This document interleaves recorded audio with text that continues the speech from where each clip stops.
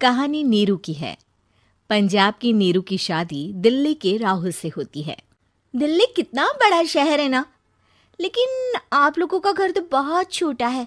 हमारे पंजाब में तो ये बड़े बड़े घर होते हैं कि मजा ही आ जाता है। कोई बात नहीं नीरू, मैं भी तुम्हारे लिए बहुत बड़ा मकान बनाऊंगा बहुत जल्दी। नीरू के पिता जहां पंजाब के जाने माने व्यापारी थे, वहीं उसका पति राहुल दिल्ली में एक सिंपल नौकरी करता था। माँ, यहाँ तो घी मक्खन इतना महंगा है कि क्या बताऊं। मैं तो तरस ही जाती हूँ घी खाने के लिए। नीरू की माँ को ये सुनकर बहुत दुख होता है। मेरी बेटी को घी नसीब नहीं हो रहा है और ये बहू यहाँ बैठकर घी में शक्कर डाल रही है। देख वनिता, मैं साफ कह रही हूँ, इस घर में जितना घी आएगा उतना ही मेरी बेटी के घर दिल्ली भी जाएगा। अरे ये क्या बात होती है माँ जी? बेटी का उतना ही करो जो अच्छा लगे। अब क्या मायके से घी और मक्खन तक की सप्लाई करोगी आप? हाँ, मेरी बेटी किसी चीज को तरसे मुझसे बर्दाश्त नहीं होता। अब क्या था, नीरू के मायके में 2 किलो घी आता तो 2 किलो दिल्ली जाता नीरू के पास।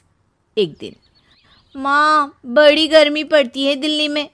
इस घर में तो एक ही एसी है और वो भी ड्राइंग रूम में। सारा परिवार एक ही कमरे में सोता है। हाँ बेटा, वो तो हर घर की कहानी है। यहाँ भी एक ही एसी है। अरे बिल इतना आता है कि क्या बोलूं। तभी वहां राकेश आ जाता है। माँ, थोड़ी देर में यहाँ कुछ प्लम्बर आएंगे मेरे कमरे में एसी लगाने। जरा ध्यान से लगवा देना ना माँ। ओए, ऐसे कैसे तेरे कमरे में एसी लगेगा? हाँ राकेश, एक बार बात तो कर लेता। अरे पापा, वो वनिता को गर्मी में नींद नहीं आती। ड्राइंग रूम में सबके साथ सोने में वो अनकंफर्टेबल है, इसलिए। अरे पूरे परिवार के साथ वहां तेरी बहन नीरू भी तो सोती है। वो नहीं हो रही क्या अनकंफर्टेबल? समझ रहा है ना? अगर एसी लगेगा तो एक दिल्ली में तेरी बहन के कमरे में भी लगेगा, तभी तू लगा सकेगा। राकेश वनिता को सारी बात बताता है। वनिता करती भी क्या, मन मारकर बैठ जाती है। माँ, ये लोग ठीक नहीं है, क्या करूं मैं? अरे बेटी, यहाँ आ जा, तू यहाँ आकर रह ले। अरे छोड़ दे ऐसे पति को। कैसे छोड़ दूं माँ? समाज क्या कहेगा, लोग क्या कहेंगे? वैसे भी मेरा एक बेटा है मयंक। अरे हटा बेटा, तेरी उम्र ही क्या है, इतनी परेशान रहेगी तो काम कैसे चलेगा। खैर, बात आई गई हो जाती है। माँ को लगता है कि नीरू ठीक है, तो वहीं नीरू के मन में एक ही लाइन चल रही होती है, यहाँ आजा। माँ ने तो बोल ही दिया है कि यहाँ आजा। बस मयंक थोड़ा सा बड़ा हो जाए, इन गरीबों को छोड़कर मैं वापस माँ के पास ही चली जाऊंगी। वो इसी सोच में बाजार में चल रही थी कि मैम, आपका दुपट्टा जमीन को छू रहा है। नीरू जैसे ही उस लड़की की तरफ देखती है, देखती ही रह जाती है। हाय रे, कितना सुंदर लड़का है ये। अब क्या हुआ? मैंने कहा आपका दुपट्टा। तो खुद ही उठाकर दे दो ना। लड़का समझ जाता है कि नीरू उस पर फिदा हो चुकी है। वो उससे उसका नंबर लेकर चला जाता है। अब क्या था, नीरू और रोहित में लगातार बातें होने लगती है। मैं हरियाणा का रहने वाला हूँ, यहाँ एक बड़ी कंपनी का मैनेजर हूँ। अच्छा, और कितने बच्चे हैं तुम्हारे? बच्चे? अरे मेरी तो शादी भी नहीं हुई है। तुम बताओ, शादी करोगी? नीरू शर्मा जाती है। अब लेकिन मैं तो पहले से ही शादीशुदा हूँ।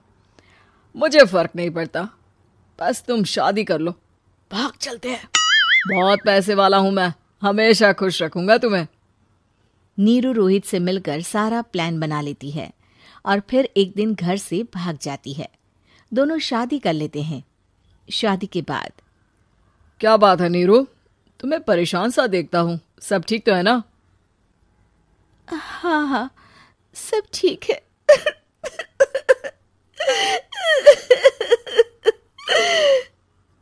ये कहते कहते ही वो रोने लगती है। अरे क्या हो गया, रो क्यों रही हो? मैंने तुमसे एक बात छुपाई है और वही बात अब मुझे परेशान कर रही है। रोहित, मेरा एक बेटा भी है, उसका नाम मयंक है। क्या बात कर रही हो? ये तुमने मुझे पहले क्यों नहीं बताया? देखो नीरू, मेरी माँ को मैंने ये नहीं बताया है कि तुम शादीशुदा हो। बच्चा मैं मैनेज नहीं कर पाऊंगा। नीरू को समझ में नहीं आता कि वो क्या करे। तुम उस बच्चे को अपनी माँ को क्यों नहीं दे देती? नीरू चुपके से माँ को फोन करती है। माँ, क्या मयंक को तुम रख सकती हो? बेटा, मैं राकेश के साथ बात करती हूँ। आखिर घर का बेटा वही है, जो वो बोलेगा। वैसे भी बेटा, तूने जो किया है ना, उसके बाद से पूरा घर तेरी बुराई कर रहा है। मैं भी अब किसी से तेरे लिए लड़ नहीं सकती। राकेश बेटा, नीरू ने तो जो किया बहुत ही बुरा किया, लेकिन मैं सोच रही थी कि क्यों ना मयंक को हम यहाँ ले आए।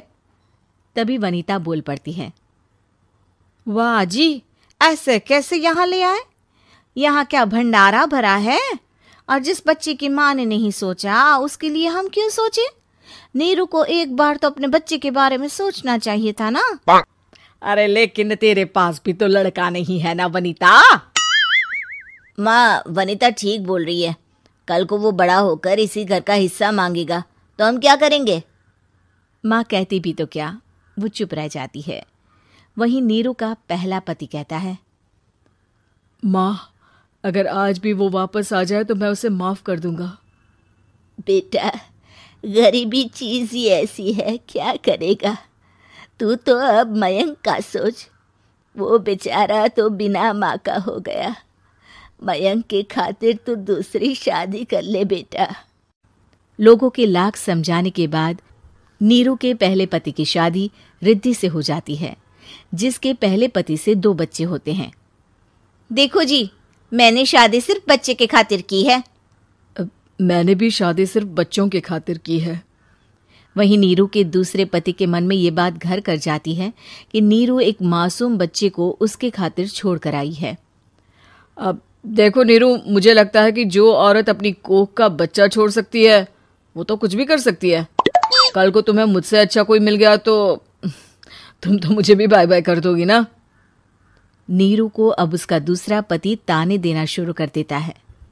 तंग आकर नीरू उसके यहाँ से भागकर अपने पहले पति के पास चली जाती है, लेकिन ससुराल में क्या लेने आई है नीरू, मयंक को? नहीं नहीं सासू माँ, मुझसे गलती हो गई, मुझे माफ कर दीजिए। नीरू, अब वक्त खत्म हो गया है, मेरी शादी हो चुकी है। तो छोड़ दो ना उसे, हमारा बच्चा है। मैं आपको अपनी माँ नहीं मानता, मेरी नहीं मान तो बात अच्छी है। नीरू मयंक की बात सुनकर समझ जाती है कि उसके पास अब ना आसमान रहा ना ही जमीन।